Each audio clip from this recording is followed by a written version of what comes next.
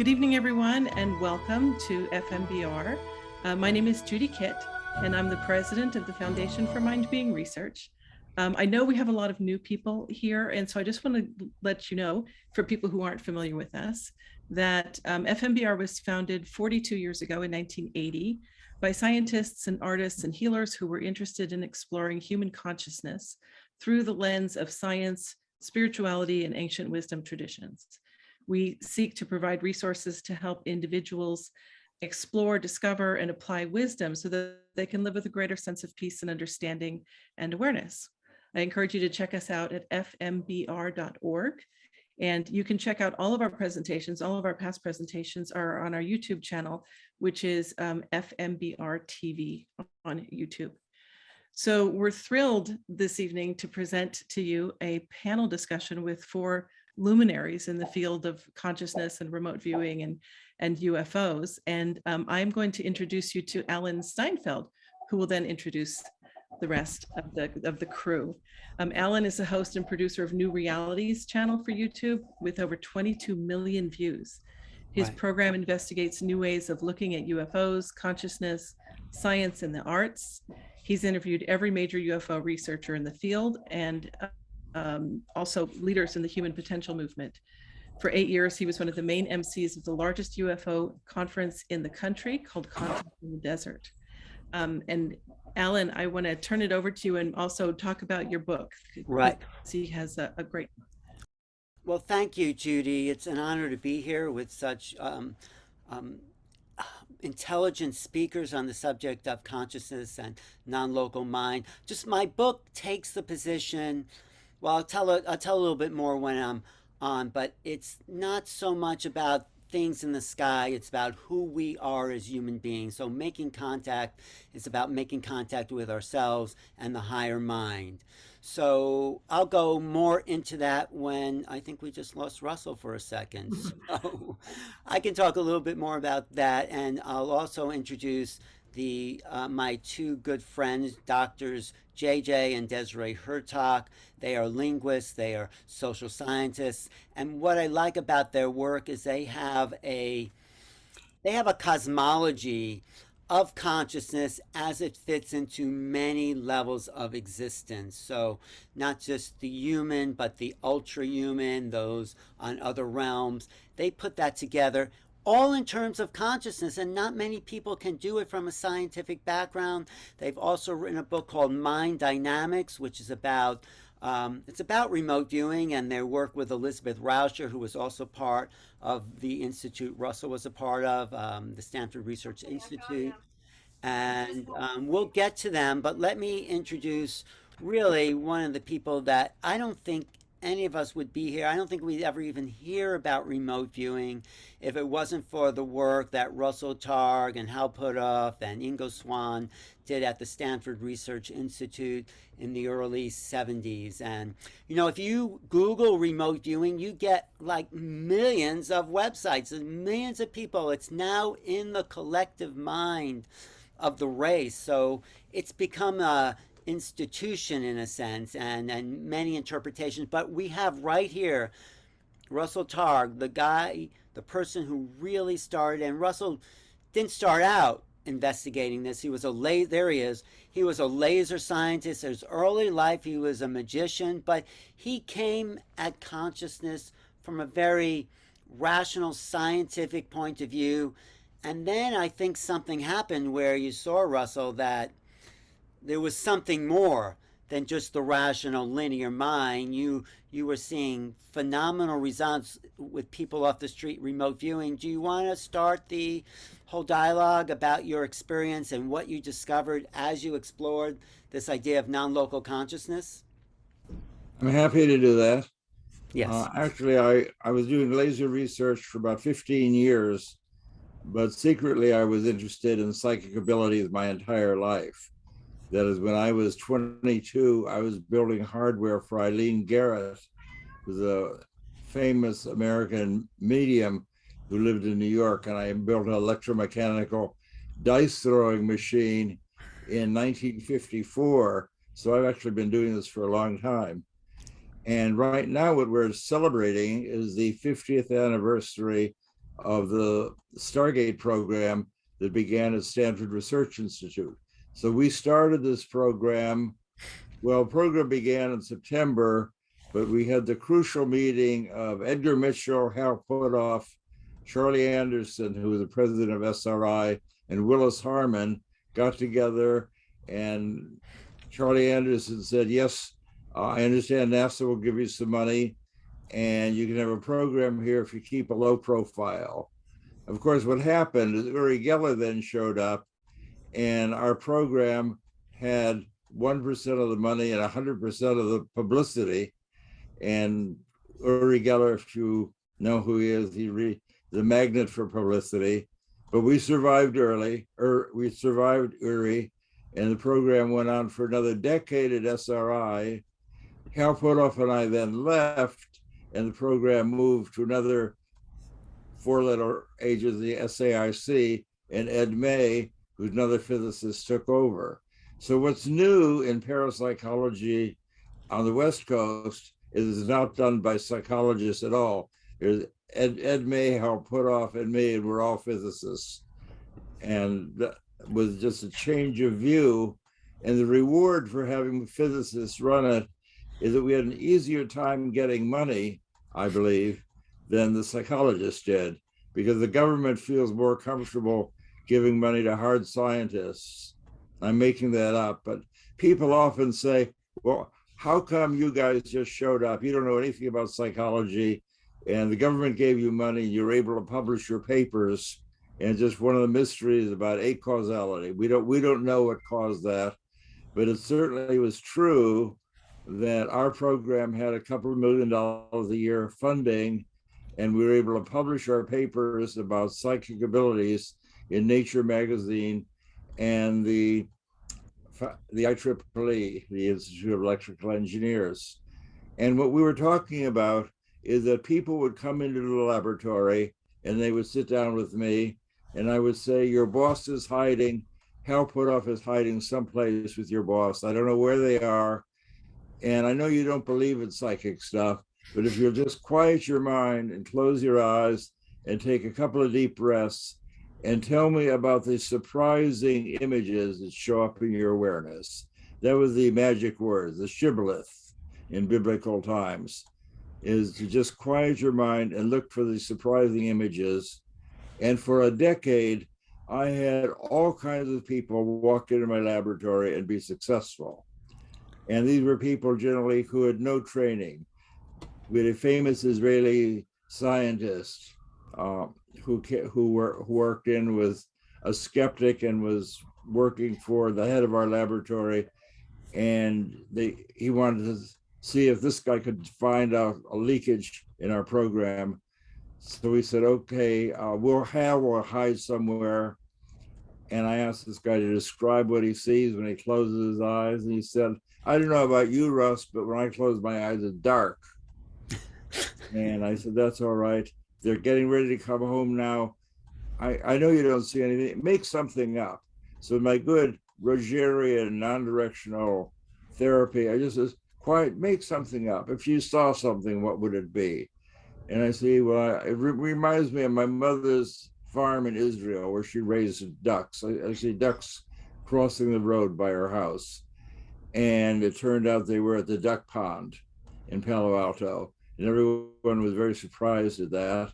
I was mildly surprised because I had now seen a decade of people who don't believe in psychic ability do excellently in a quiet, supportive atmosphere where I'm not asking them to be psychic. I'm explaining to them this is not a test, but if you quiet your mind, you will see surprising images that pertain to where your friend is hiding. I did that right up to the Undersecretary of Defense, who was able to describe a place. And all of this has some kind of motive. With Amnon Yariv, who came to us, I was trying to convince the management at SRI that this ESP really works. When we were visited by the Undersecretary of Defense, Walter LaBerge, he was thinking of supporting our program to create a Army Psychic Corps at Fort Meade. And he was also able to describe a distant place where his major was hiding with Hal. And it's as though I would invite people into my spider web, tell them the psychic abilities are ordinary. We're not going to make you weird. Anybody can do that, and give them a recipe. Basically, what I told them is that only you know the answer. Our goal here is to find out about the images in your awareness, and only you know the images in your awareness. So if you will tell me what you're experiencing, that's all we want you to do. This is not a test. We just want you to tell us what you're experiencing.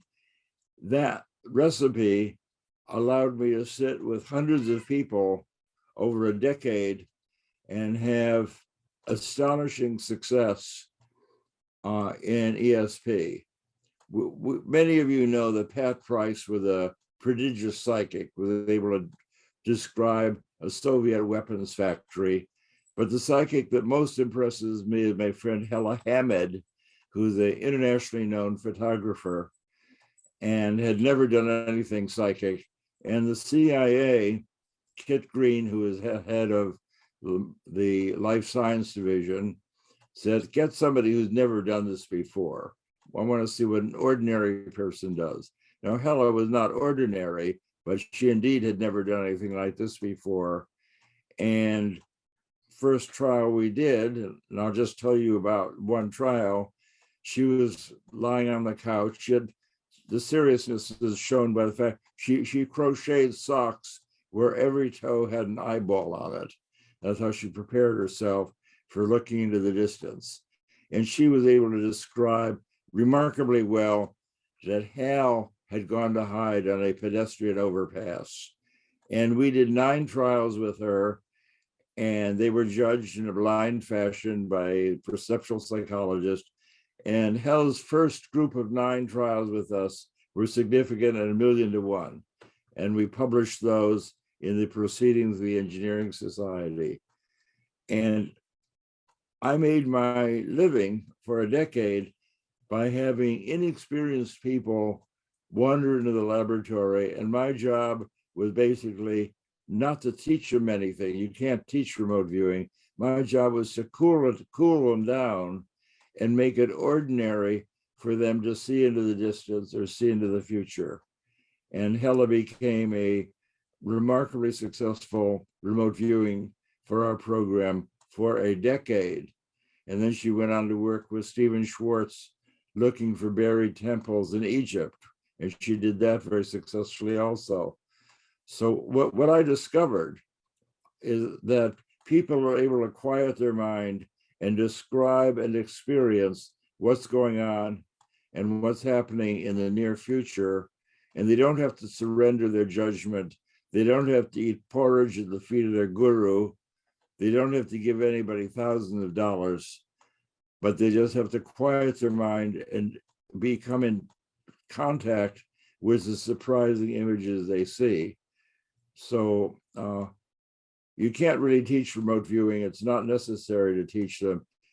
My job was to give people permission to make use of this ability, which is forbidden in America. Mm-hmm.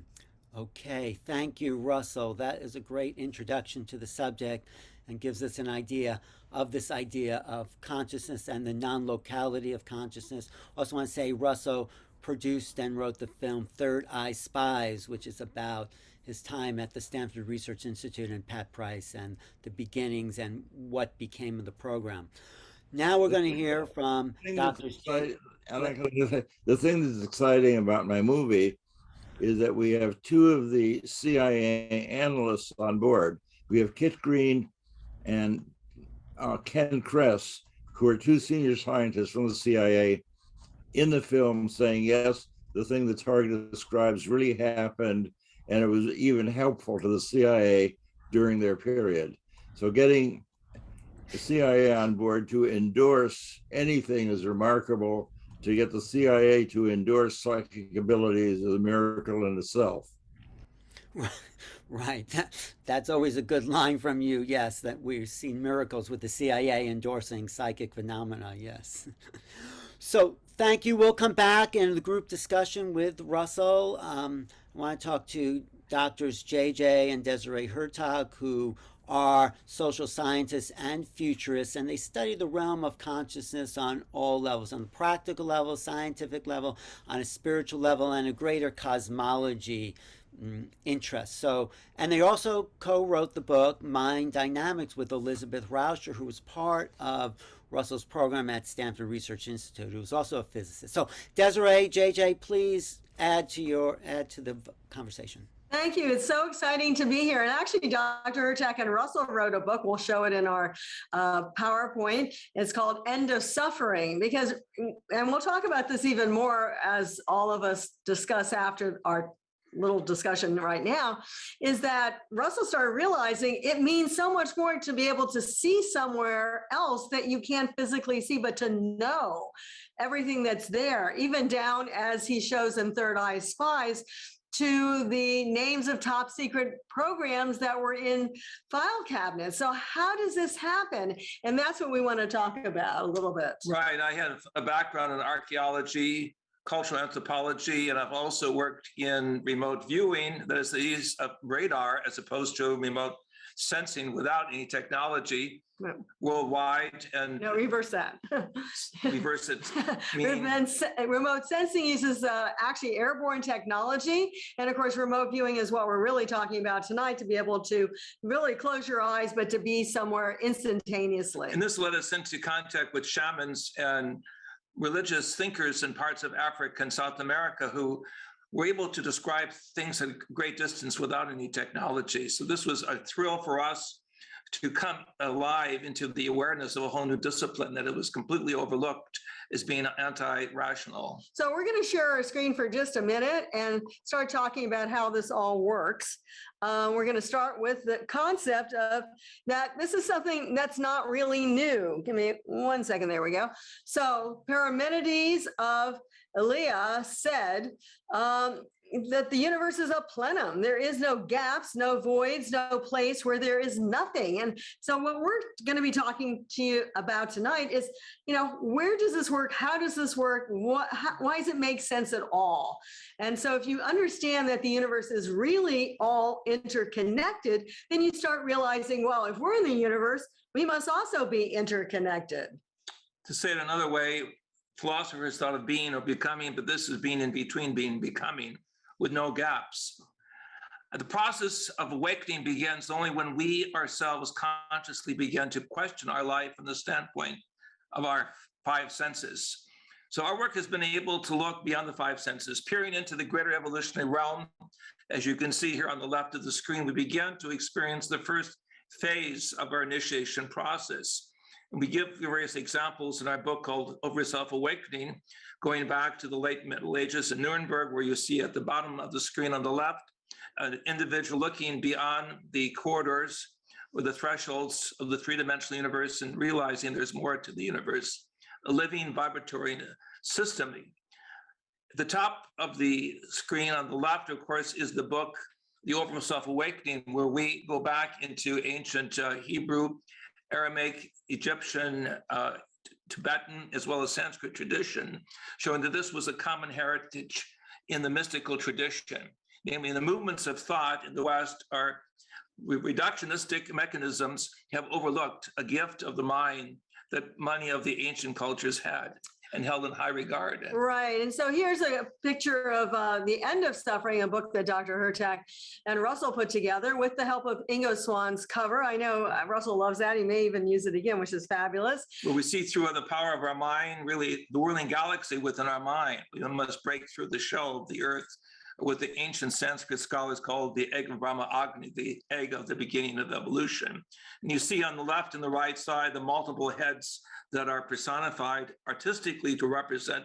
We have many levels of consciousness if you want to use it. Consciousness is not localized in the brain or the mechanisms that we have defined in psychology.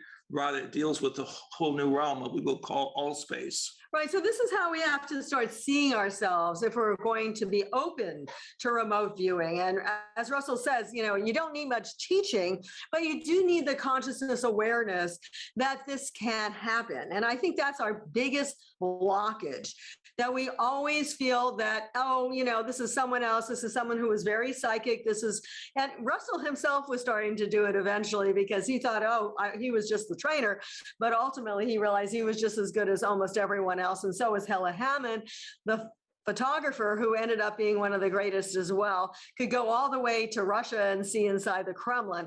These are just examples, but this is what the Egyptians understood, and this is what the Eastern teachers also understood. And in the book, The End of Suffering, we also review the work of what is called the second Buddha, Nagarjuna, who realized that we can go into higher levels of thinking that violate, as it were, traditional logic that has to be of the left or the right, even both and, or something beyond both and. Exactly. So let's go on because our time is short here. This is actually our work with Elizabeth Rauscher, and this is something we did with her, where she was actually in her place in Phoenix, and we were in, I think, more than 3,000 miles away, 6,000 kilometers in Egypt, and we chose a time of day that we would connect our minds and see what appeared on her mental screen. As you can see on the left side, this is our sketchbook showing a usual drawing of 4 individuals at the top right of the sketchbook.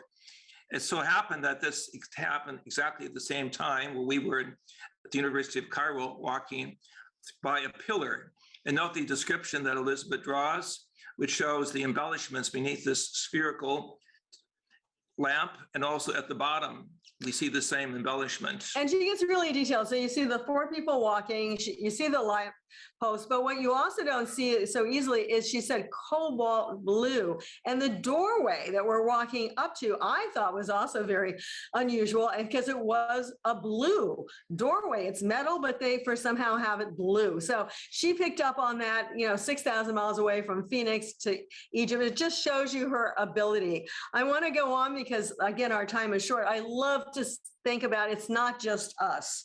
It's not just humans, because there's this great parrot. I think Alan's been at the place as well, where Rupert Sheldrake did a study. They were showing pictures to the owner of the parrot, and the parrot, who could talk, was saying what the pictures the owner was seeing. So the parrot was not looking at the picture, only the owner of the parrot. And so the bird comes out with, "Can I give you a hug? Your hug." And that's exactly what the picture was. I mean, it's amazing. It's not just us. Everybody, all the animals do it all the time. I saw Russell's cat. He knows where he's at. The Schrödinger cat is still in Russell's home. In essence, Sheldrake produced a paper showing the vocabulary of one of the parrots he was studying of over 500 words. So it's amazing that the animal kingdom is in sync with us in some levels. Yeah, and dogs and cats as well. So what was interesting is that Rauscher, who actually worked very closely with Russell, and they've done papers together, because they also understood that when they said, let's look at Russia, it wasn't like sending this entire, taking the time, going to Russia with your mind, looking at what's there, bringing it all back. It was just being there. And she called this 8 space. So Rauscher asserts that signals that appear to be superluminal in 4-dimensional space-time may also be in what she called 8 space. In reality, there is a 0 distance between the points. So that's very important. There was like no time separation.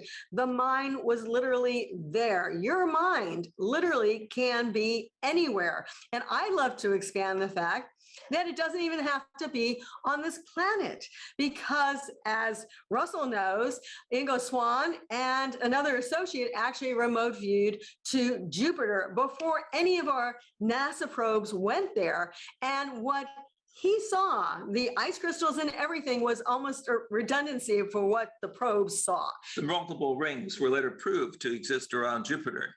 The book Mind Dynamics is the real X-Files, because Elizabeth brings the reader into many of the extraordinary case studies that she collected. In the other picture on the screen, I'm pictured on Mount Hermon in Israel doing archaeological work with Elizabeth. Also, we were able to detail tunnels that were found. And so one of the spin-offs of remote viewing is the ability to open up a whole new area for geology, archaeology, social science, communications, et cetera, on Earth as well as in space. As we begin to pioneer and do commercialization on the moon and the Mars, we will need to use this remote viewing and remote sensing capabilities together. Right. And now I'm not going to read all this, but this is something hopefully we can talk about in our discussion after this short talk with after Alan presents as well, is precognition.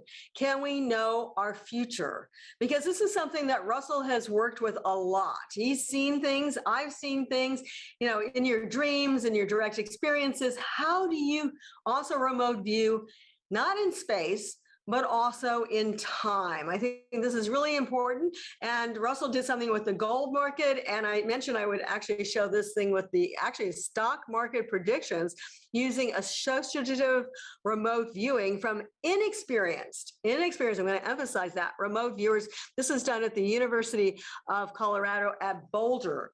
And what they did is they took 10 different inexperienced remote viewers and they said, what's going to happen with the stock market in the coming days? And they didn't go too far out. And when you average the 10 remote viewers, they were 100%. You can see this goes back to 2008. They were 100% right on 7 different occasions. Now, we're not telling you to do it for the stock market or the gold market or the silver market, but we're saying, this is our ability. I think that's the most important thing. This is who we are. And some of Russell's work was favorably reviewed by the Wall Street Journal at a different time. And so there's other opportunities to find your missing keys, your billfold, any type of reality of human interaction can make use of remote viewing. Because again, we are more than who we think we are. That's so important. Now let's move on really quickly. We're more than a collection of minds, as you see here in the ancient Chinese document. So what steps can we take to develop inner vision and understanding? Well, I think it starts by accepting that every single one of us also has free will, and we input that into this quantum field, and we become part of that quantum field so we can see things from other perspectives. That's just part of who we are. Let's go on to a final affirmation. I will work to transform violence, fear, anger, and confusion in myself. Let this be our affirmation, because we realize there's just one person on that planet, Mother Earth, and we're all part of that global mind. We're all part of that same person growing up in the universe. And now has come our time to go beyond our baby steps and realize that we are part of the universal consciousness in all space. So it's important when we put out into the reality field, because that's what we're all picking up on each other. And we feel we can reach out into higher thoughts, greater thoughts, thoughts of peace, put peace out into that field. Let our hands come together in the shape of a heart. Let this heart be the rising of the sun or light, of the connection between what I call the human evolution and the coming higher evolution. And let us realize there's no such thing as private or secret knowledge. The doors have been opened. We show great respect to Russell and his team and the great thinkers who realize now there's no going back.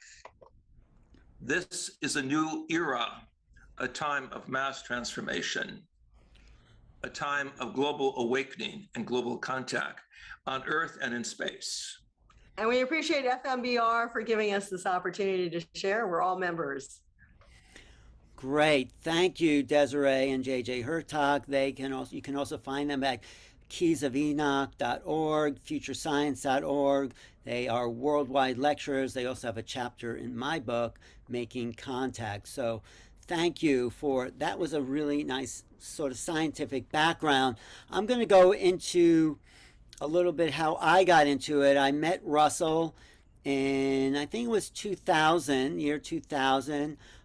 Me and my girlfriend at the time went to some conference and Russell was there, and she was very excited about meeting Russell and insisted upon going over to his house and interviewing him. I didn't really know what remote viewing was, but I was sort of the guinea pig at the time. Maybe I'll show a little, I won't show the whole thing, but I'll just show a little bit from that little first event. let me see. This is the first time I'm meeting Russell here.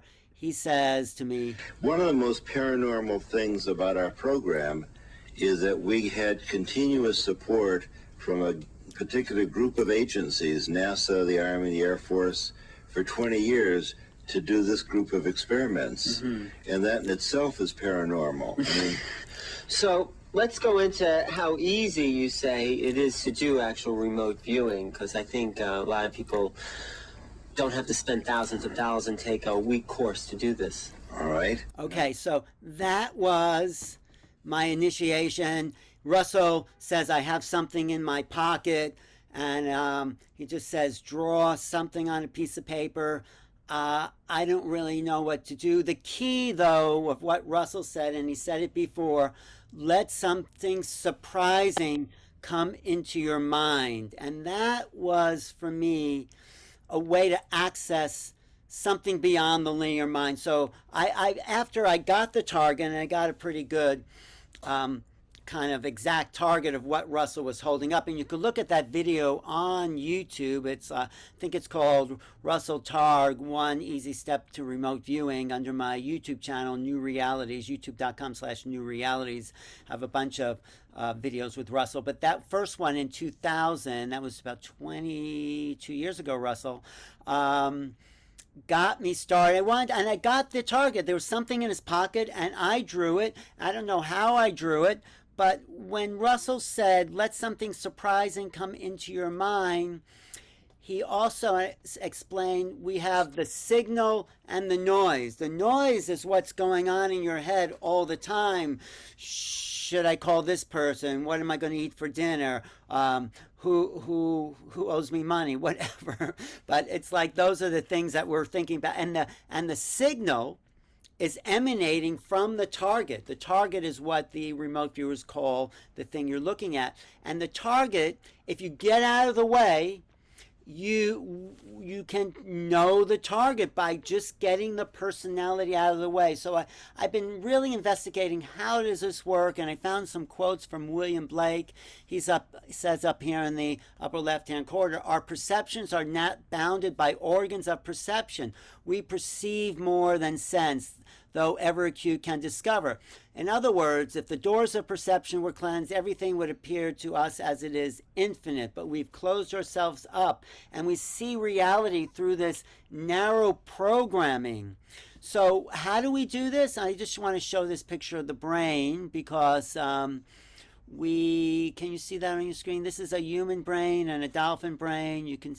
Is that being blocked by the screen, or you see that okay? You see it okay? Okay, good. Well, obviously, the dolphin brain is much more developed. If you really want to talk to non-human intelligence, we should talk to the dolphin and whales, because dolphins never sleep. They only sleep on one side of the brain at a time. They are whole brain creatures. We are mostly functioning on our left brain, the linear mind. And the linear mind, I've divided into yin and yang here. The linear mind, let's say it's the thing in white, is this is the left brain. It thinks in logic, 1, 2, 3, A, B, C. The right brain sees patterns, and the right brain, I feel, is accessible to something beyond the body, something beyond this time and space. It's like your computer. If someone told you there was no such thing as an internet, all you would be able to get was what was programmed on the computer by somebody. But with the internet, which I think the right brain is, we can access information that's not programmed to our computer. It seems miraculous, but I think it's true. And Russell proved over and over again, you take people off the street, you tell them to just get out of the way, where's the target? And they get it. I know, because I've taken Russell's technique and I've taught now hundreds of people this idea of tapping into the signal over the noise. And I would say 90% of the people get a location of that. They get some form of the object that or location. Locations, really, it wasn't about objects. The CIA was looking for locations and extra information at the location. So you get this, I got this picture of Alex Ray with the right brain. So the right brain, in my opinion, is the internet to infinite consciousness. It's not located, it doesn't just conform to what you've learned. It's the access to creativity, intuition, non-local awareness, but we've been taught to not look at the right brain. We're taught to be very linear. So I say looking for consciousness in the brain is like looking inside a radio for the announcer. You can open up the radio, but you're not going to find anybody in there. Our brains are senders and receivers of a signal. This is how I was able to understand it. It's just my theory on why remote viewing does work, and it does work for anyone who's done it, because it is non-local awareness. Non-local awareness is not contained inside what we're calling the hardware. The brain is the hardware. Personality is the software, but the operator is consciousness. So this is how I explain. This is what we're born with on the right, these infinite imagination, and this is what we're taught by the time we're 5 years old in school. ABC 1, 2, 3. We're taught to disconnect from our right brain, creative, intuitive mind, our autistic mind, and just look at the linear, logical world. So that's the problem we have today. This is the left brain, male-dominated, aggressive. The right brain is receiving. That's why Russell said you can't teach remote viewing. All you have to do is get out of the way and receive the signal. So I love this joke. This is at the front of The End of Suffering that Russell and J.J. Hurtak wrote together. And this guy is yelling at the bartender and says, "Hey, pal, you have no idea who I think I am." That's the problem. Our personality is in the way of accessing infinite consciousness, or as Russell calls it, naked awareness. If you think you're that person in the mirror, that's all you're going to be. But if you realize that you can access eternity, past, present, and future, then you realize that you're not who you think you are, but you're a much greater expanded being. So that's sort of, just a little thing I will exercise. Now, say the color and not the word. See, words are what the left brain are trained to see. Colors are right brain. So you can do it like the first thing. You might go for the word, but say the color of the word, not the word itself. So it's just a little demonstration of how dominant our society has been on total left brain awareness. So another thing is, look at this chessboard. Are you looking at it from the bottom up or from the top down? The left brain has a really hard time with this, but the right brain says, well, of course, it's up and down, it's together. So we need to move more into the right brain, but not to be one or the other. We need to be whole brain. We have to get out of this sort of aggressive way of thinking and acting and be receptive and giving. We need to join both sides of our hemisphere. There's a great saying by some indigenous tribes that you can't fly with only one wing. We need two wings to fly. And being left and right brain, I think, will bring us into balance and bring the human race into balance. So there's examples of this kind of visionary ideas. Nikola Tesla said in 1909, it'll soon be possible to transmit wireless messages so simply that an individual can carry his or her own device. Now, it took about 100 years for that to be practical, but guess what? We're all carrying our own wireless message that Tesla predicted. Now, this other quote I really love by H.G. Wells, who wrote the first book about beings coming and visiting this planet. Of course, it was a little negative. It was the War of the Worlds in 1995. But later on, he kind of became more enlightened, and he said, the time is close at hand when any student in any part of the world will be able to sit with a projector in their own study at their own convenience to examine any book, any document, an exact replica. Of course, he had no idea what he was talking about because he didn't know about the internet. He didn't know how this would happen, but he was a visionary.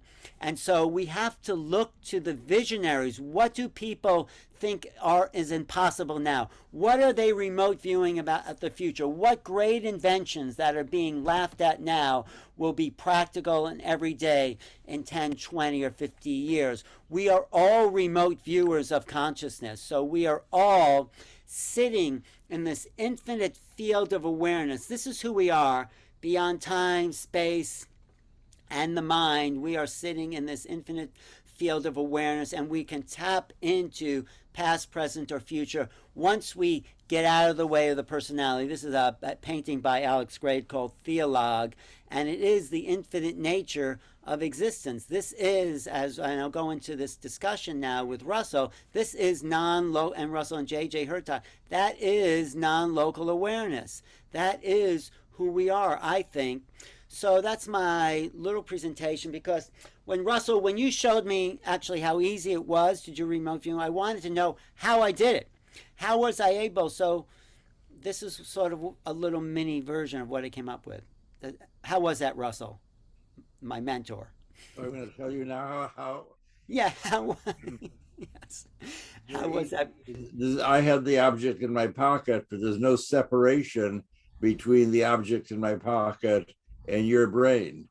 The thing Right. that Elizabeth Rauscher and I pursued is the description of the space-time in which we live, in which the distance is comprised of a real part and an imaginary part. That is, no matter how far apart you and I are, there's always a path of zero distance between us. And to get away from the geometry for a minute, the data show from people all over the world that it's no harder to describe something that's thousands of miles away than it is across the street. Increasing the distance between you and your target does not degrade the performance, the accuracy, or the reliability. That it is no harder to describe Soviet Siberia than it is to describe what's across the street. And even more surprising, it's no harder to describe the change in the silver commodity market next week than it is to describe what's going on contemporaneously in the next room. Right. So distance permeates everything. There's Ingo Swann was able to look at the ice crystals around Jupiter 500 million miles away. Annie Besant, who was a part of the Theosophical Organization in 1895, could look into a block of paraffin and describe the nature of a hydrogen atom to an accuracy comparable to what we see now in 1975. Annie Besant drew a hydrogen atom complete with quarks and gluons in the exact correct position, that she knew that there was a triangular formation in the atom with gluons at the corners and quarks holding them together. And her drawing of the proton is essentially congruent what we see today. Right. And I show that and talk about it in my book, The Reality of ESP. I was a child theosophist. When I was in graduate school, I was also part of the Theosophical Society in New York, because they were already into the idea that a person can quiet their mind and see into the distance, into the future, and down to atomic distances. Now, I also want to ask JJ to do a favor for me, since this is a nice informal meeting. I've seen the whole film of the parrot doing clairvoyance, and that film is breathtaking. What they did there is the photographer was with the parrot, and the experimenter was with the owner of the parrot in the basement, and they would show the lady who took care of the parrot objects, and the parrot would say the name of the object a full story away. That is, there's no leakage. There were different parts of the building, and the parrot speaks completely clear English. You don't have, it's not like listening to surviving spirits on the radio. This parrot spoke Oxford English, and you can understand everything the parrot says. And when they showed people they showed the owner of the parrot a picture of the beach, and the parrot said, "Ha ha ha! I see all the naked ladies." Russell, your book, The Reality of ESP, is a great collection of insights and really takes the lid off of secrecy. We want to thank you for the preciseness as well as the elegance of your work with key minds throughout the world to overcome the lid of secrecy and skepticism that people like Douglas Hofstadter, a physicist in the Midwest, and others have, shall we say, put on young minds. We are at a time of amazing breakthroughs, and I want everyone to understand the volumes of information on the internet attest to the fact that a new generation of young engineers, even psychologists, are beginning to understand what this really means. And I think it's so important to realize, I mean, we can talk about the birds and even the dog. I actually lived with a dog where when its owner, we were living with a young man, he was a doctor, and you never knew when he was coming home at night, but that dog, like at least 4 miles away, where he couldn't even hear the sound of his car, knew when he was coming home. He would jump up and hang out at the window. And of course, Rupert Sheldrake has shown this many times over. And I think cats are extremely, I know, Russell, you have quite a few cats. We saw them walking around there. They're also extremely sensitive. But all this aside, what do we do with this? What can we do with this? And I think that more and more, especially with the precognition, I mean, we logically, and using, as Alan was saying, this certain left side of the brain, don't know what's going to happen to us. But if we tune in and bring those two sides together, we can actually be prepared for change. And I think that's what's so important right now. And I know also Russell's daughter, Elizabeth, who was a good friend of ours, she used to do remote healing. So that's another thing that can go with this. I mean, it's not always just seeing. I always said Elizabeth Rauscher used to actually remote view the food store. When I said to her, Elizabeth, I'm going to go shopping for dinner, what do you want? She actually remote viewed the food store.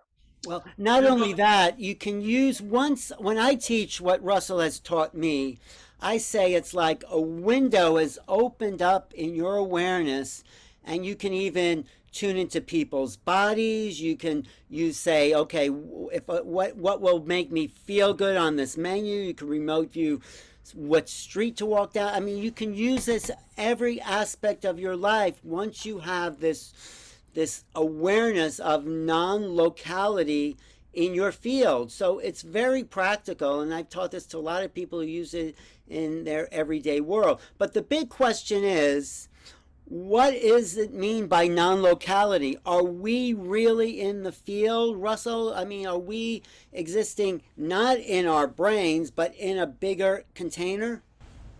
Well, it's not really a field. I think that it's the idea that the answer is in the geometry, it's not in the field. And that's the observation to make. The answer is not in the field, it's in the geometry. And eventually we'll understand the nature of the space-time we live in. The contribution that remote viewing made, that if people had looked at psychic abilities for a century or more before we came along, and what do the physicists contribute? The physicists didn't want to do something boring. The physicists are not well. If you know any physicists, you know they're really not very well behaved. Physicists don't want to sit around guessing cards until they're in the oblivion. So we wanted to do something to work. When I gave up I'd been doing laser work for 15 years, was well regarded as a laser pioneer. My bet was that I could teach people to be psychic, and my wife went along with that idea, even though it seemed like a precarious change. And the thing that the change was when you were guessing cards in the laboratory of J.B. Rhine, people were very unsuccessful. That is, if you got 10 cards right and 15 cards wrong, that was a big success, because if you did 1,000 cards at that rate, that would be highly significant. You'd never get a physicist to do an experiment where you're wrong 60% of the time. That would be a physicist would never do an experiment like that. So our contribution is that we designed an experiment and a protocol where people are right most of the time. And that was something that was very surprising.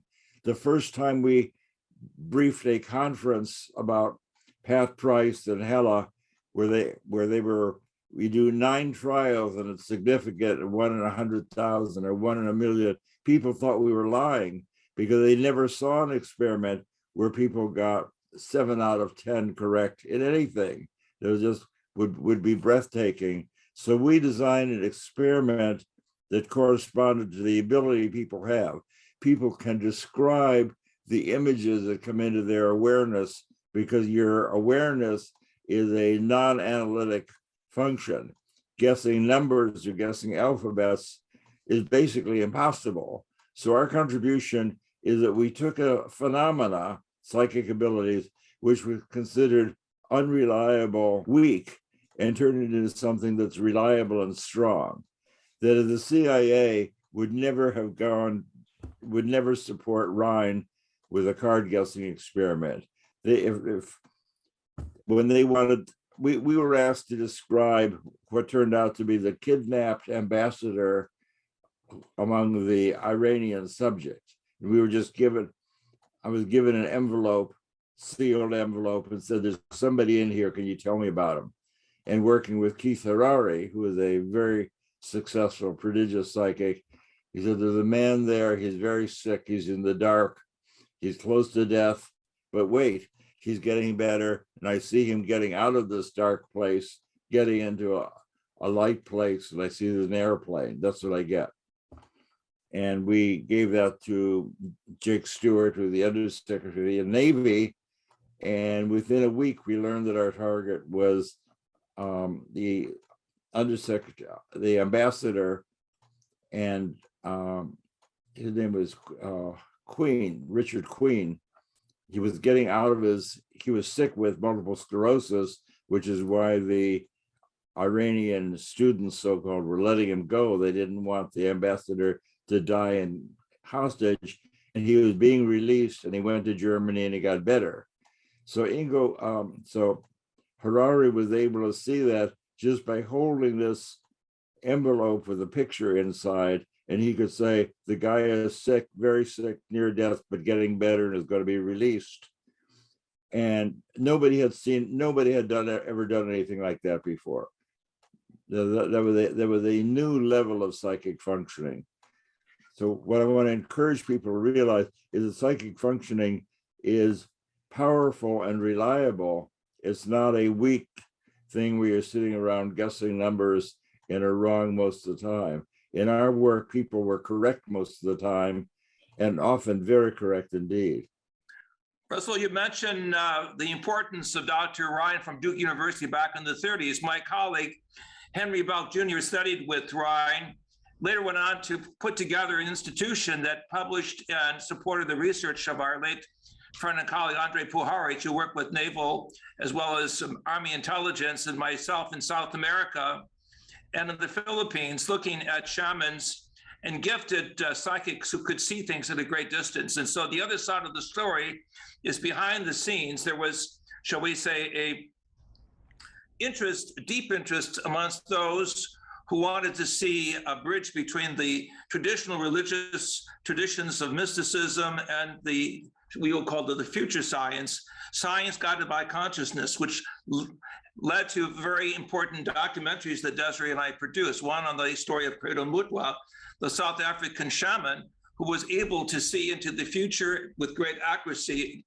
and help us with archaeological locations. I mean, this film is going to go into production. We had it in South Africa back in the 1980s, but due to the boycott against South Africa, it was never shown publicly here in the West. So there's a whole stash of good film work on the early, shall we say, pioneers of remote viewing and ESP that needs to be looked at. And of course, we do have to give another plug for your Third Eye Spies movie, which is on Amazon Prime. We encourage everybody, if you haven't seen it, to watch it. But I have to say, you had said that it's not the consciousness field. In a sense, you're absolutely right, because everything is, as I think, as Parametides said, there is no gaps, no voids. Everything is just simply connected We have this, of course, picture behind us, which shows some of the geometries we're not normally seeing, but that are actually there. And so with that, though, what happens if the universe is made of consciousness? That's what I would say. And it's not a field like per se, but that the whole universe is part of this consciousness reality, and that that's what creates the geometry. And we have access, as everyone has talked about tonight, to anything. And I even think things off of this planet and out of the solar system. Well, that's what I was going to say, that the illusion of time space, that we're all intimately connected to each other through this one thing called consciousness. We're all, in my opinion, all aspects of this one consciousness. So, and I'm getting back to the book that I wrote about ETs and your work with the extraterrestrials, JJ and Desiree. It's like we get these telepathic communications because we're all telepathic. It's easy to get it from each other because we're on the same frequency. But when we get something that's a little different, we don't necessarily think we're making it up. Some people are, of course, but maybe we're getting it from another realm of consciousness. So welcome what comes into your awareness, and just don't write it off. There might be something, it might be in the next great experiment or discovery to benefit humanity. So telepathy, remote sensing, healing at a distance, or maybe it's not a distance. These are aspects of the higher functionings of the mind that Russell was so important in instituting to a greater awareness to the government and to the public. So even going further back, Alan, to Annie Besant and others who were able to see what we would call the structure of the proton, the structure of what Murray Gell-Mann at Caltech came up with in 1975, the whole quark geometry unfoldment. Behind us right now is the picture that Desiree just alluded to by the great Canadian artist Derek Bolin. And we see really the importance of how the diameter of the proton and our range of consciousness is part of a mass energy reconstruction of who we are in the greater universe. We are, shall we say, participants in this consciousness mind that is not confined to Mother Earth. We are cosmic citizens waking up in the vast and awesome universe as to the powers that are inherent within the consciousness. And I think this is how we're growing now, because one of the chapters in the book Mind Dynamics was the work we did with Andrea Puharg at his place in Ossining, when the time that there was like a buildup of the Middle East of war. And I think we should also kind of put that energy out tonight for the Ukraine.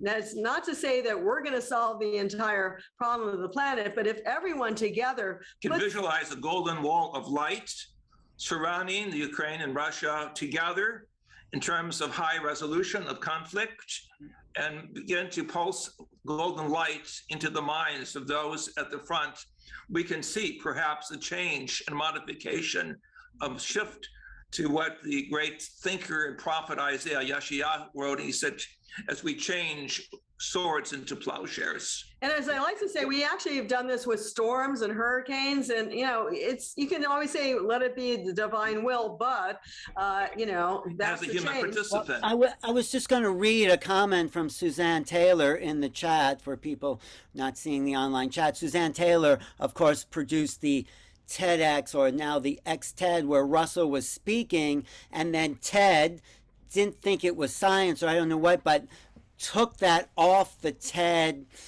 schedule. It was no longer TED, and Russell's then gone on to post, and it did get over 3 million views of his talk, right, Russell? So 7 million views. 7 million views. So I just want... It was taken off the air on the day that it crossed 7 million. Right, and that was produced by Suzanne Taylor, who writes in the chat, if governments got behind this so people could participate en masse, who says we couldn't stop events like war? There's a project being designed for daily worldwide focus on kindness for a minute at 6 p.m. in every time zone. If the world gets kinder, we could have some validation whereby focusing on many problems could bring much help. And she's working with the Scientific and Medical Network and others on this. That's Suzanne Taylor. And thank you, Suzanne, for being at it all the time to make the planet a better place. So let's take some questions, Judy, see what response people have. Well, Alan, I'd like to have a word for the third man. We know that the psychics are the prodigious, amazing people who can quiet their mind and transcend space and time. And the second man who goes to hide someplace. And the third man who's sitting quietly with the viewer who helps make it happen. And that's the interviewer. And that was my part for a decade. I don't drive, I don't go to hide because I don't drive it. I don't drive. And I'm not the psychic, but I was the interviewer. And the part the interviewer plays, I can describe one case where I worked with Pat Price. Pat Price is known as a very famous, very competent, remarkable man of all seasons, a viewer, one of those great viewers that we've ever seen. And we had our contract monitor, Kit Green, hiding with Hal, demonstrate this program. Does this really work? So this is remote viewing trial number 1. I'm sitting in our little shielded room with Hal, with Pat Price, for drinking coffee. And I say, okay, Pat, Hal and Kit have gone to hide someplace. Can you tell me what you're experiencing about where they are? And he said, I don't know what you're talking about. I've never done anything like that. I occasionally can catch crooks, but I never described where anybody was. I would look for a frightened person sometimes. And I said, oh my God, the whole program is about to evaporate. This guy doesn't have any idea what I'm talking about. So I said to him, well, you know, Hal has this green Honda Accord. So Kit and Hal must have gotten into the Accord and drove out of the SRI parking lot. Can you see the green Accord in the parking lot driving out onto the street? He said, of course I can see that. We're in the shielded room and that happened 20 minutes earlier. Of course I can see that. I said, well, why don't you follow the car and see where they're going? And he said, oh, I can do that. They're going south on Middlefield Road, and I see them turning into a park, and it looks like a water purification plant. There's a square pool on the right and a round pool on the left, and some big water tanks, and let me draw. And that was the beginning of what turned out to be an extremely accurate drawing of a swimming pool complex in a public park 5 miles south of SRI. But the part that I played, don't know anything about ESP, can't see out of the box, don't see very well even in the box, but I was somehow able to get the greatest psychic in the world unstuck and give him an idea of how to get the gears moving so he could actually follow the car and find out what the people were doing. Right. And that people don't realize that for people who are beginning to do remote viewing, an interviewer is very helpful. You're right. And you're an excellent interviewer because your signal or whatever you were thinking when I was sitting next to you, I got an impression that just popped into my mind. One other example I'd love for you to share, Russell, before we go to questions, is how Joe McMonagle and I think it was Pat Price remote viewed someplace a person would be before they even knew they were going to be there. Can you tell a little bit of that story? I'm not sure that I... You know, you said like with the interview, when Joe McMonagle goes on television, I think it was in Japan. Oh, in Japan, Yeah. Joe had a regular gig where he would go to Japan, right, and they would ask him to try and find where somebody was hiding. Right. And Joe didn't like the hubbub in the studio. He found that very disconcerting. So when he flew to Japan, he's going to be seen by millions of people. And the way he did this, it would sit quietly in his hotel room 5 or 6 hours before the whole event. And sitting in his hotel room, he made a drawing of where they would eventually find the hidden person. And he would then come to the studio, meditate for a moment, and say, here's what I get. Then they would go to Tokyo, where he had described it, and they would find the hidden person. But Joe found it easier to look into the distance and look into the future than to try and be psychic in the television studio. Right, before the person even knew where they were going to be hiding. That's the amazing. Before the hiding place was even chosen. Right. Now, So there's some kind of time, space. There's some kind of predestiny involved in that. There's some kind of maybe there's no free will. I don't know. It brings up so many questions about what. J.K. was talking about free will, and I think that we can celebrate our free will, but I don't think you have as much free will as you think you have. As a physicist, I still have to believe that causality plays a part. Right. When you push the wagon doesn't roll until you push it. Require F equals ma is a real law, and you get big trouble if you break that law. Right. But, Right, and that's why precognition, I think, does better if it's 5 hours a week or something like that. When you start trying to do precognition a year out or something, it gets more free will deviations from what right, timeline deviation. Okay, let's go to the questions, Judy, and see what the audience says.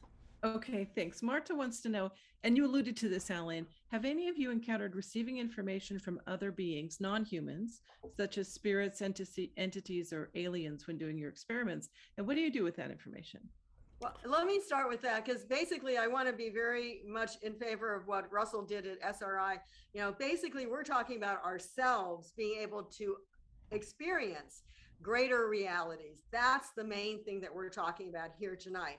Now, can other people, or can you yourself, if you so choose, to pick up on other entity thoughts? Yes. And of course, Russell worked very well with Uri Geller, who was picking up on ESP from other people. So whether they're present or whether they're in other realities or whether they're, we'll say even past situations, those are all possibilities. But really what we're focusing on here tonight, even though maybe that's something for another show, is the fact of being able to do this ourselves, to know ourselves about these other realities. I don't think we always need to have local, I like divine connections. I think that's fine. You feel you're tapped into the divine source. That's fabulous. But to think you're always having to tap into other people for guidance, I don't think that's. Well, I do think you can tap into other beings. I mean, if life is abundant throughout the universe and consciousness is abundant, then we could receive thoughts from other beings and other realms and other planes, other planets, just as easily as we can receive thoughts from people. We just have to be aware and be inner focused about where this is coming from and what we can do about it. You see, I feel when we receive these thoughts, there's a sort of activation in the body. There's sort of an upliftment. There's an expansion of human mind that might bring in more creativity, more inventiveness, more discovery. So that's what's doing. But it can also be negative thoughts. It can be someone who's doing something that's not. Well, if it doesn't feel good, then you don't have to. I mean, if it's feeling good and uplifting, go for it. If it doesn't, then you could say, okay, shutting down the communication here. Certainly the whole world and the whole universe is technically our playhouse. It could be said that the movements of thought, both in the East and the West, have come out of the experience of those who have had peak experiences or the highest levels of consciousness development, and they've coded it in a meta language or a symbolic language that is foreign really to the Western mind, dealing with only the left side of the brain. But now that we are beginning to open our eyes and ears and realize that there are other learning techniques and possibilities, we began to honor, as we do, the great teachings of Pasambhava, the great teachings of the Hebrew mystics and beyond. We're able to tap momentarily into what we will call source or cosmic intelligence that's behind the material side of evolution. Well, I have to say also in my book, Making Contact, I have a couple of chapters by people who do tap into these realms, talk to people who call themselves starseeds. Mary Rodwell's work and her chapter in my book, and Carolyn Corey do talk about accessing these interdimensional, interspecies realms and being very positive about it. Well, I can tell you an experiment that seems to work. I live in a zoo here with my delightful wife, Patricia, a very intelligent, large Siamese cat, and two totally untrained kittens who I was trying to who like to hide in my printer, which is what I was chasing during our opening segments. Little cats are much faster than I am. I need Patricia to be able to get rid of these intensely curious kittens. But the big guy, big Siamese cat, Zeno, who's my good friend, he's a 10-year-old, 20-pound Siamese. And if I'm reading on the couch or resting quietly, I can close my eyes and visualize Zeno, who I know very well, and he will come at my silent mental command. He will just, wherever he was hiding, he will come from his hiding place, come jingle his bells and sit down next to me. So I feel that that's probably something that anybody with a well-trained, affectionate, I don't know about dogs, but people tend to bond with their cats, in my experience. So I think that if you want to investigate psychic connections with animals, start by psychically, silently calling your favorite animal. Yes, animals are key to other forms of intelligence. Okay, what else do we have, Judy? Okay, so we have a question is, do you think it's true that if we can imagine something, then it exists? That is, can we imagine something into existence? Is it generally— Einstein said this. Einstein, if I may just suggest this, in one of his little journals, he said, if you can think of it, it will be possible. But I would actually reverse that, because I believe that there's all the thought forms in the universe. And I think quantum physics tells us all the possibilities are already there as well. So if you can think of it, it's because it already exists in the universe. It might not be existing in material form right now, but as Russell was saying, and Alan was saying, it could be existing even 100 years from now. Look at Tesla, who had seen that, and about, wireless communication. Although it didn't really exist, it was here in a sense of a different time reality. So I think you can't, actually, I would reverse the question. Can you think of anything that will not exist? And I don't believe that, because I really think we're part of this cosmic reality, and everything that we put together, and we can be creative about it. We can maybe tweak it a little bit by ourselves, but I personally think that everything is existing, at least in quantum fields of consciousness thought. Well, I was going to say that the quantum field says that the thought or the thinker or the observer affects the experiment. So that proves thoughts are things. If you can imagine it, it already exists. And actually everything around us was once imagined, so it brought into form. I mean, at least the man-made constructions, the human-made civilization. But it is existing on somewhere, and I think if it's you're imagining it and it's exciting and creative, our job is to bring it into awareness. Russell, anything to say about that, the imagination? Well, I think the postulating success is a good idea. That if you're looking for a house, visualize the house. That you can visualize the future. That if you're looking for a house to live in, then try and visualize the house that you're eventually going to choose. Or if you're looking for a place to work, eventually you're going to be working somewhere. Try and visualize the building where you're going to work, and then look for that building. And so I think that visualizing the future is a way of finding the future. Yeah, it definitely helps in manifesting what you want to manifest, and I think that's so important too. And this is part of remote viewing. In a sense, you're actually seeing into the future, but you're being there.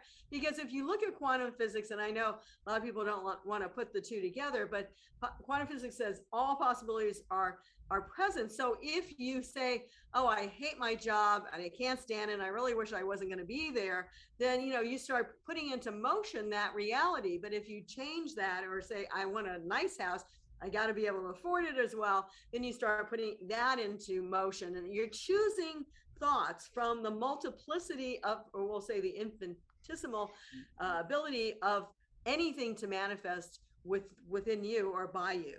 And also a lot of creative artists just say these images or songs even just come to them from somewhere. It's a little bit off the question, but it's like pours into our mind. That's, who knows where that comes from. It comes from the isness itself. I mean, there's a great story of Tom Waits where he's driving along in his car, and the song just starts coming in his head, and he screams out to the whoever and says, "Can't you see if I'm driving now?" So it's like these creative thoughts, these images, these inspirations come, and in a way we don't know where they come from, which is exciting. Okay, what else we have, Judy?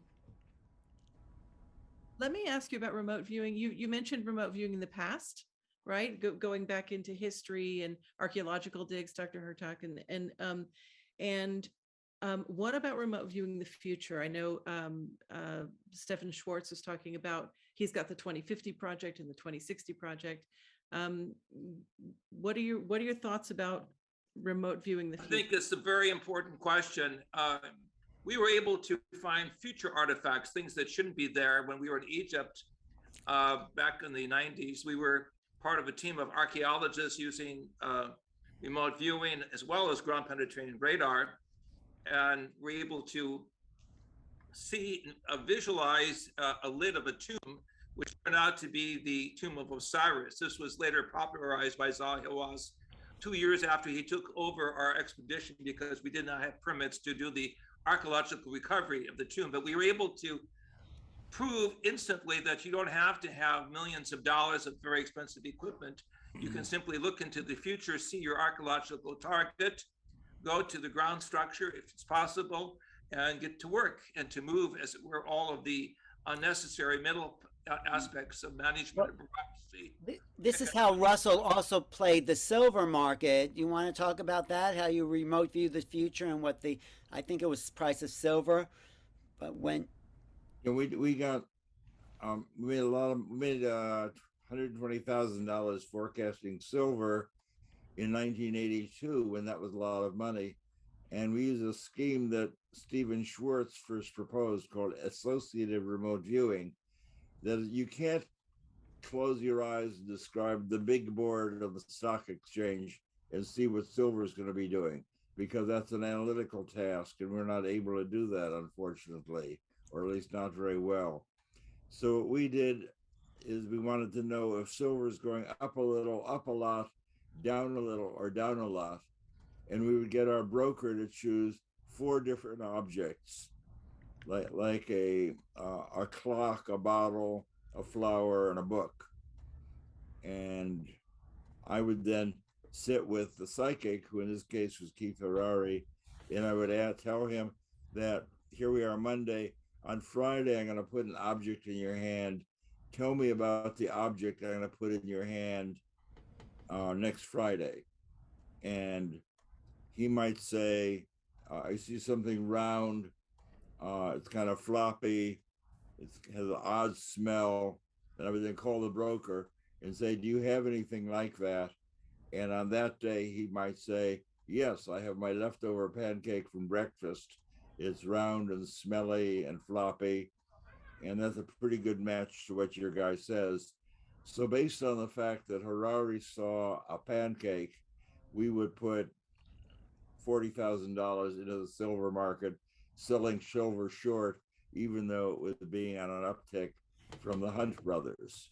So we were forecasting based on what the psychic felt would be put in his hand 5 days in the future. How'd you know that was going to be short instead of like long? That was the broker decided that the pancake would be short. Oh. And the water glass would be. He made those 4 decisions in advance. Oh. The 4 things he chose had nothing to do with the market going up or down. Right. They were just a lock connecting the 2 of them. And Harari was separated from the market. He didn't know anything about up or down. He was focusing on, what am I going to experience when Russell puts something in my hand? Is it hard or soft? Does it have an odor? Is it fragrant? Is it colorful?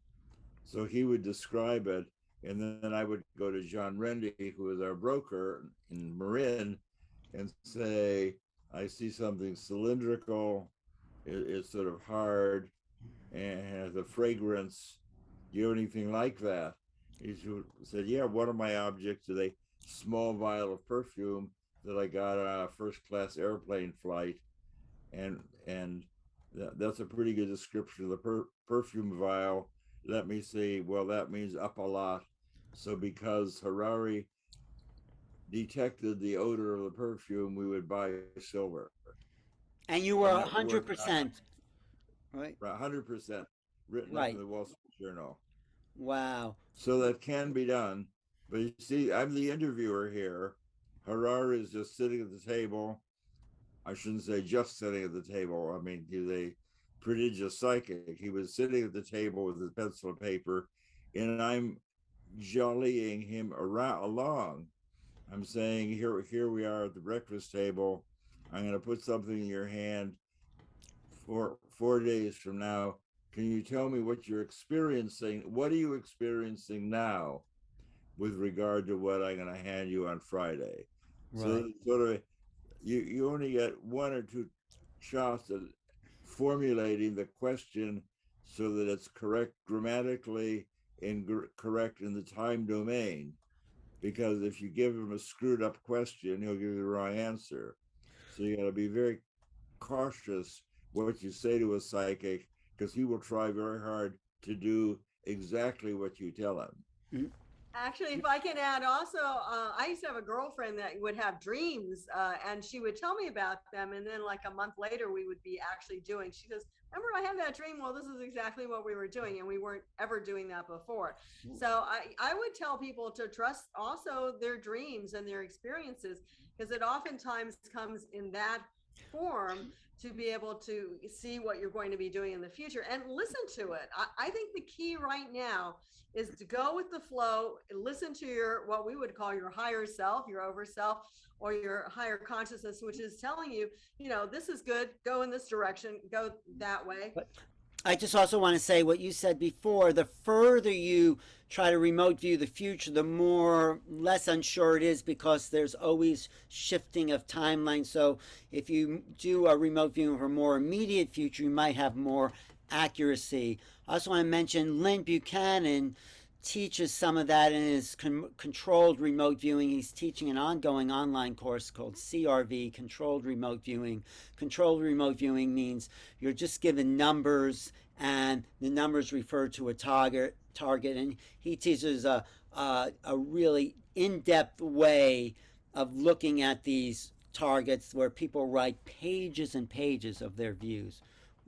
Also, I like his work very much. I want to emphasize, at this time of great change and great challenge, we as a humanity have to see remote viewing as a tremendous parapsychological tool to raise consciousness, to think of positive futures, to think of positive solutions, rather than go with the media that gives us, unfortunately, more of the downside, the dialectic of death, the culture of death, rather than the culture of life and purpose. This is a tremendous psychological tool that we can use effectively. Every day we should be putting golden light, or what we will call greater love, that's indicated here on my lapel with the heart, the heartbeat of a higher unity out and about, that humanity can come together. We are at a stage where we can take a great leap into the future, a great leap backwards into the past, if we allow the naysayers to have complete dominance of our scientific, our psychological, and spiritual options. So we really have to use these gifts that we all have. I think that's the most important thing. We all have these great gifts,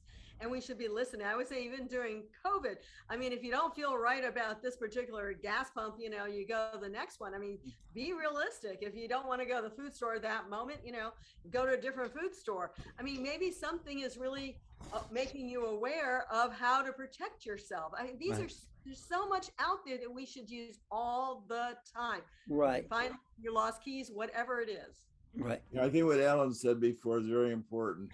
If you're trying to learn remote viewing into the future, you should start looking to the future an hour or a day, not weeks or months. That is, it may be possible to look further in the distance, but the intervening noise and things that can't be forecast interfere with that.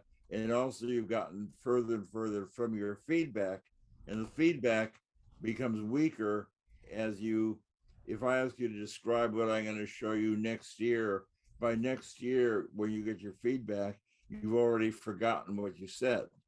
So Right. pushing your early remote viewing of the future into the future is not a good idea. For example, it's just as easy to describe what I'm going to throw with I'm rolling a dice on the table. I haven't rolled it yet, and say, well, what's going to come up? And say, I see a 6. Or you can say, I've shaken the dice, it's in a box. What do you see in the box? And say, and that seeing the die in a box already thrown is just as easy or difficult as to guess what I'm going to roll on the table, because that way I'm only asking you to look 10 seconds into the future, and I'm confident that the data show that it's no harder to look brief times like a day into the future than it is to do something contemporaneous. We've done many trials with Ingo where the task is tell us what's going to happen at a place 3 days in the future, and he's done that with very great success. And I always say, before you answer your cell phone, think of who's calling you before you look. That's a great way of increasing your awareness. It's all non-local reality, or a naked awareness, as Russell likes to say. So we're all part of that, and we're getting it all the time. In terms of the new vocabulary, this is what we call inductive linkage, as opposed to inductive interference, where the noise gets in the way. So Russell is right on target. What comes immediately to the mind, and in the immediate realm, we take action. We use the gift, the insight, the powers, because that is part of, I believe, the inherent nature of us as multidimensional non-local humans waking up in a vast and awesome universe. Right. We are multidimensional beings who have access to all these dimensions that have been excluded because of the ivory tower scientists and theosophists who want only one story. On the other hand, we are non-local in the sense that we have the freedom to be here as well as throughout the greater universe of all space. Well, I think that's the key. The understanding is that our mind, our consciousness is not just contained in our body, but we have the ability to be everywhere, or be aware of everywhere, anytime, of anything. So we really exist on multiple dimensions, and we're just, like I said before, conditioned to think that we're limited to our personality and our limited perceptions. Okay, let's do a few more questions. And is that okay? We'll do a couple more.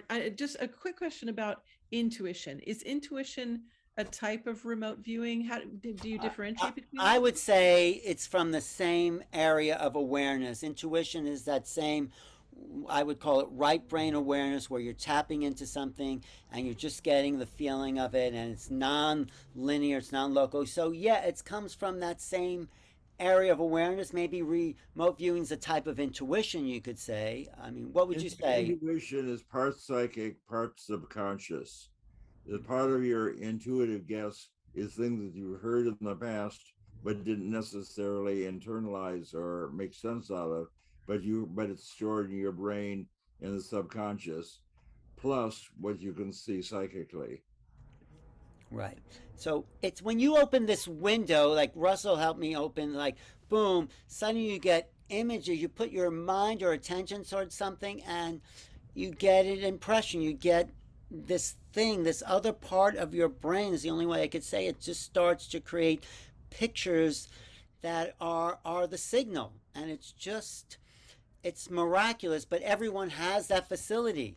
Everyone is psychic if they let themselves be. And that's what we're growing into, I think, right now. I mean, we've always heard of women's intuition. I'll be the one saying that on the program.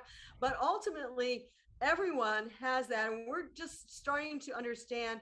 Sometimes we don't even have to talk in a certain sense, as Russell does with his cat. The cat will pick up on that.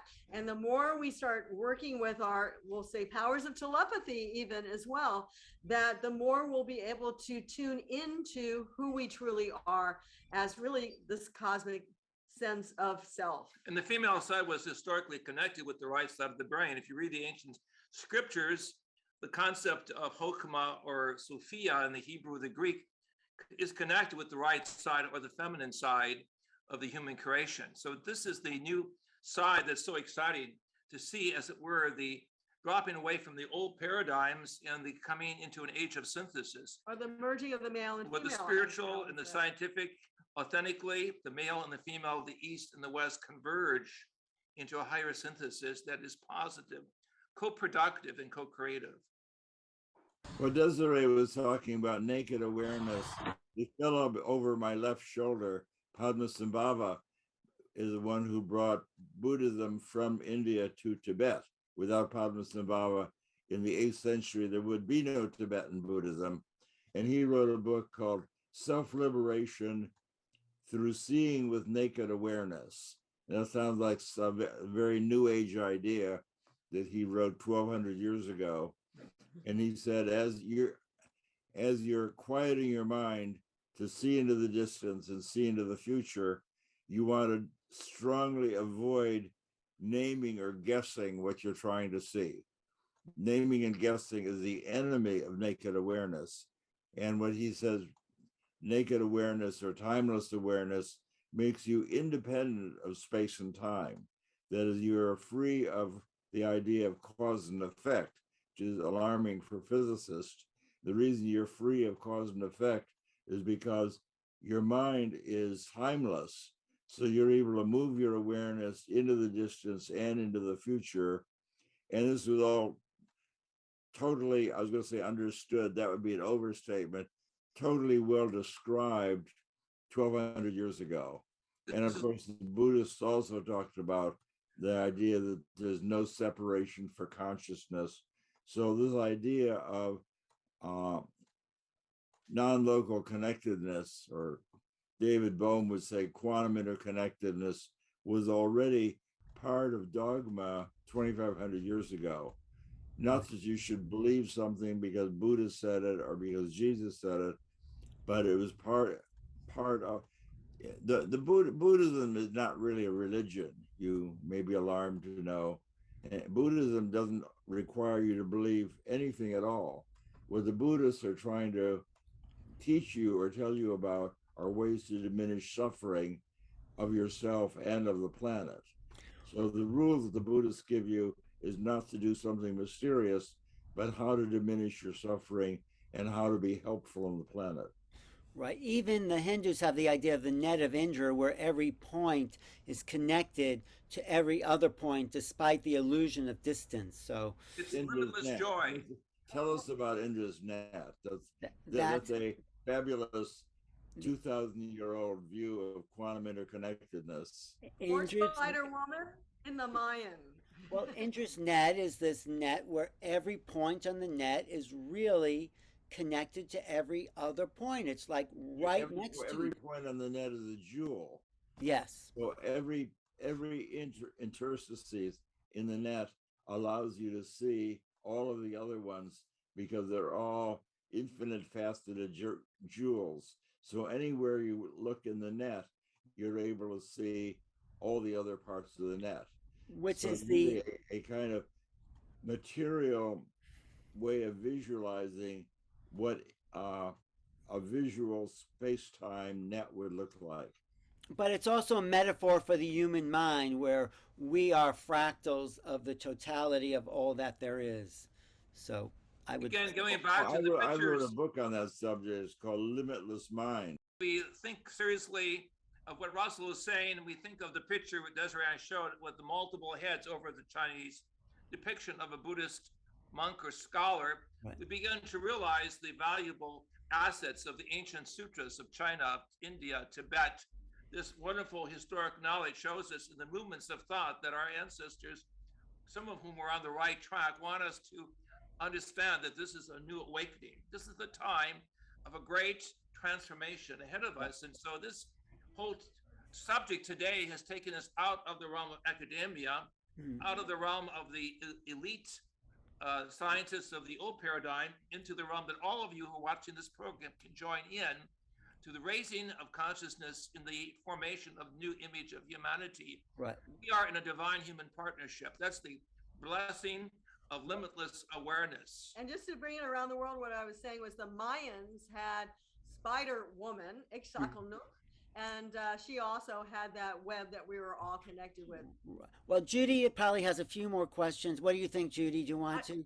You know what? This actually just takes me into, I'm going to ask one last question. You just talk about what are some exercises that people could do? How do you suggest that people who are watching develop their own ability to do remote viewing or contribute to the evolution of consciousness on this planet? Work with a friend. Find a friend who puts interesting little objects in a bag and come to your apartment and say, I've got an interesting object in the bag. Tell me about what I'm going to show you. And do that for a while. And then come with 3 bags with 3 different objects. And the reason for that is you don't want to, and then you randomly choose one of those, because otherwise you run the risk of training your friend to read your mind, which is not what you want to do. Right. You want to train the person to quiet their mind and see what they're going to see.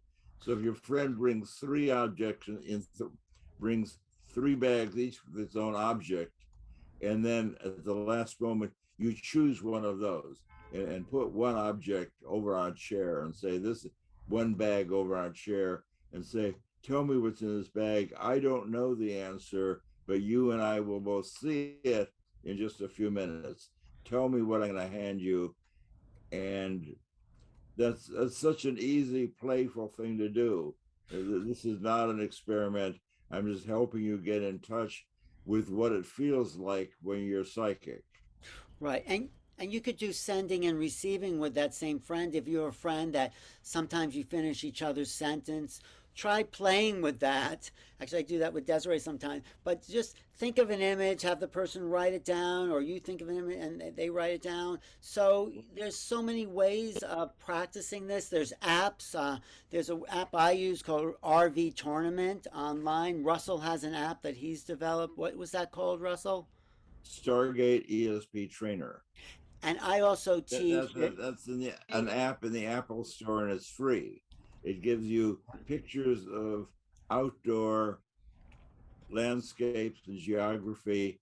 Visualize what I'm going to see you, and then visualize what I'm going to show you, and then choose which one of those 4 you like better, and it will keep score for you on whether you chose many trees or no trees, or roads or no roads, or the right target. These are great practices. Multifaceted, free remote viewing trainer. Right. And I also teach remote viewing on Portal to Ascension. You go to portalascension.org. You can take actually past courses and just go along with these past courses, or look for my course. I probably in the fall for a new course. Also, Lynn Buchanan, Controlled Remote Viewing, CRV. He goes really deep into the process. It's a sort of advanced, but you can start anywhere there and just practice. Walk down the street, see who you run into. And also, there's so much. Our work with Elizabeth Rauscher, who wrote more than 400 scientific papers. Mind Dynamics in Space and Time provides a plethora of examples of different experiments, different situations across the board for those who are the skeptics. This is the most essential book.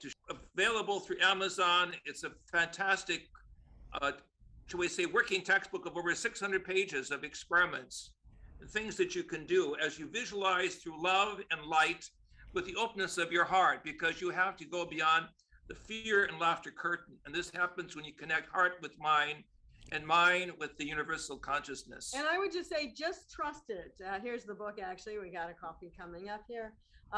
Just try it, test it, and then trust it, because it's so important that we continue to do this and really trust ourselves in our ability to do it. And firstly, as I said it initially, know you can do it.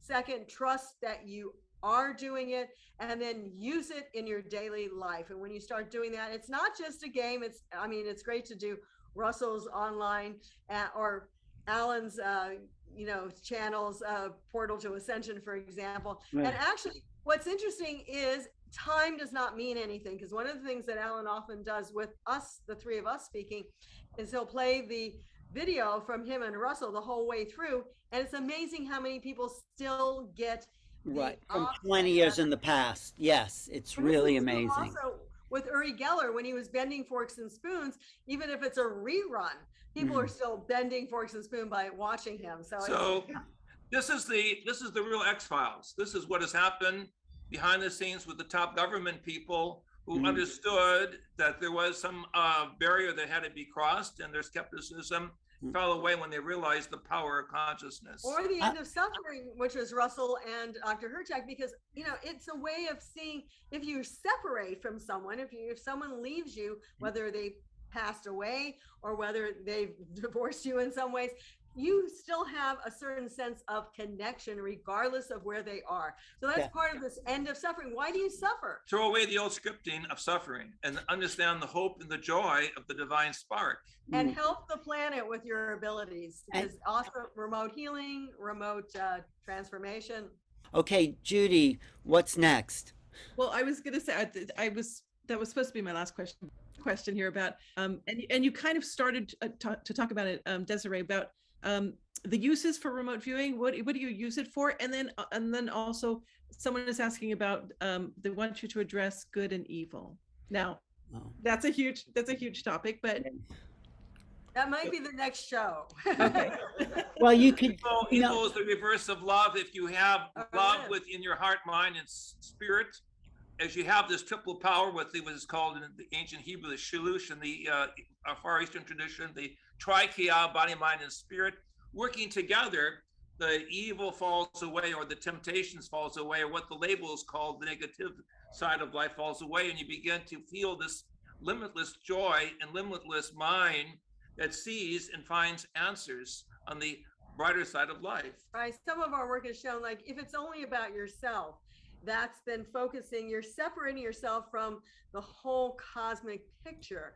So remote viewing, actually, if you use remote viewing, remote healing, and that healing energy can go out, as I said, not only to help someone at a distance, but also to help the planet in general. And we should put just a moment of thought. Let's put 5 seconds even right now. I'll put my fingers down counting, to Ukraine, to change that energy that's there. Let's send that energy to Ukraine, to the Russians that literally see the harmonic, or see the tanks and everything just literally rolling back, rolling away, visualize it, put it into a neutral position so that people are free and sharing love. They're seeing flowers going up around you, or whatever you want to see. That's really a remote healing for the planet. We've done this many times and it really does work. So let's count to 5. Sustained healing that lasts. Well, on Monday, there's a worldwide meditation called Fire the Grid. I think it's happening at 11:07 Greenwich Mean Time, where you just send joy and love out to the world. That's Monday the 21st at 11:07 Greenwich Mean Time. I think that is 5 or 6 a.m. around in New York. So Fire the Grid, it's a worldwide meditation. People are doing this. So thoughts are things, they influence reality, they influence each other, and the power of the mind is, as Russell said, limitless. So we have to discover who we are as non-local beings, and anything is possible, really. So put your intention. Choose the good thoughts. And use it to find your keys. Choose the good thoughts. Right. I mean, I use dowsing to find my keys. I have dowsing rods that I use, and it's the same sort of thing. You can't really see it there, but it's the same sort of muscle as remote viewing, psychic awareness, scanning people's bodies, finding a good restaurant. It's so practical. And use the keys to open the doors to the future. Right. Russell, what about you? What's Somebody asked about learning how to do remote viewing. I wrote a book a couple of years ago called The Reality of ESP, which talks about the previously classified work at SRI, which is now declassified. And I also have a couple of chapters on how to work with a partner to develop both of your psychic abilities. And that book should be visualized someplace in my picture, called Reality of ESP. And I want to point out that remote viewing is not a spiritual path. Remote viewing can be used for good or evil, like any other thing in the universe. And we hope that people will use it for good, but you can't, is like a drop of water can be used to save can save a starving person, or can be used to drown somebody. So the drop of water is neither good nor not good. Similarly, Right. remote viewing can be used. Remote viewing is a capability like vision. It is not a spiritual path. Right. But it can be used to open up the higher realms, I feel, to new realities, to new possibilities, which expand. Remote viewing can definitely give you the experience that you're not just made of meat and potatoes. Right. That's If we can go to gallery view, I have that. That way we can all say goodbye to everyone pretty shortly. But yes, use it for the good. It is energy, and it's important. Yes, send people your thoughts and positive healing thoughts, which is what we just did to the Ukraine, and send it out to people you love, people who are ill. We can do that, and that's works. It's an energy that's available to each one of us. Absolutely.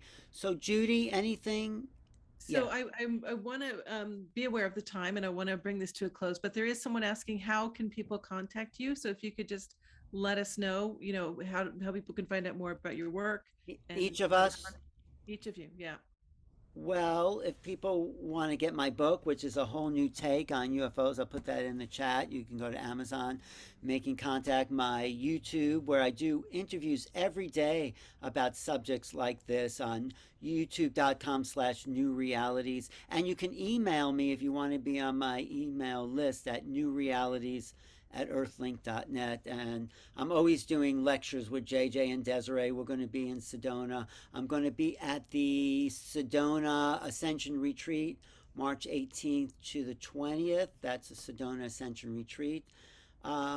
It's just, we're always traveling the country talking about our favorite subject. We're hoping to be in Roswell for the 75th anniversary, me and the Hurtaks. So that's a particular topic of mine. UFOs, but they are much more involved in a whole spiritual teaching. JJ, Desiree, you want to talk about your? Right. So we're at keysofenoch.org, and we have a complete catalog as well as music, which helps your mind to get into certain states of consciousness. And we also, from the more scientific side, have futurescience.org. And we are, going around with various lectures and topics to talk about. We're going to be doing something with Bruce Lipton and Greg Braden in Florida at the very last weekend of May. That's also a holiday weekend, and it's in Palm Beach. That's going to be an exciting gathering. And also we have films of our work with Credo Mutwa that are available, also with Japanese scientists who used remote sensing, remote viewing, to go underneath the Pacific and to find what they felt were archaeological evidences of an earlier civilization. We have many documentaries, and we'll be coming out with a scientific study of our work in Egypt. We were the first group to do a systematic study of acoustical physics in every room of the Great Pyramid. So there's a lot on the offering. Our scientific papers are also on the net with Elizabeth Rauscher and some of the other gifted thinkers. On ResearchGate, if you're familiar with that. Right. And Russell, what's happening for you? Well, if you want to contact me, I have a website called espresearch.com, where I have a number of films and videos, and you can contact me through espresearch.com, or if you want to get the whole story of remote viewing, the film that I made last year is called Third Eye Spies, is now available on a number of platforms, including Amazon. And it's a great film. It's worth seeing. It gives a whole overview and a focus on Pat Price, who could read documents inside a locked safe with the power of his remote viewing, which probably got him in some trouble, right, Russell? That's right. And we want to thank FMBR, Judy, Mary, all the people there. You probably have a few more names that I should be saying, but really thank you for the ability to do this in the Bay Area. And all of you out there watching this program, you're the avant-garde, you're the future. Right. Make it a positive future. Realize the critical and the magnificent future that is there if you take the higher path. Well, if you imagine it, right, and we're bringing it into fruition. And I think as we gather like this, and as we kind of reinforce each other, I think this is what we're creating. And we're at the threshold of something new, not just with ETs, but with human consciousness. Suddenly, people are talking about it. It's in the awareness, and we are now becoming more of a collective awareness where we feel that connection. I think that's what the last 2 years were about. It was about a global retreat, about finding who we are and how we can really be connected to other people. Making the contact inside first before it's outside with the universe. And thank you, Russell, for your years of service.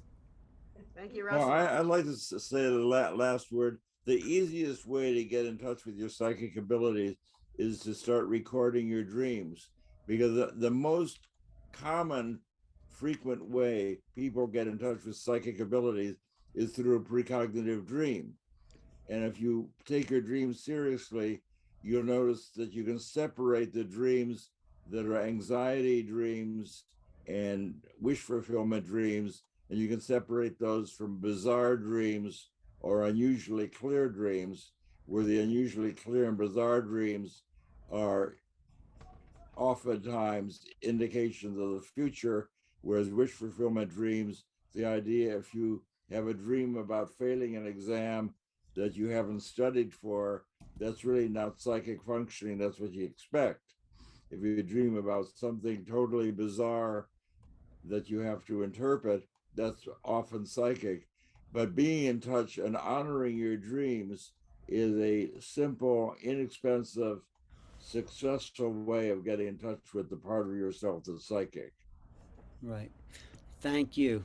Thank you, Judy. Thank you. Thank you, everyone. And, thank you for being on this journey with us. It's fun. really wonderful. Yes. All right. Good night, everyone. Thanks for joining us. Good night. Good night.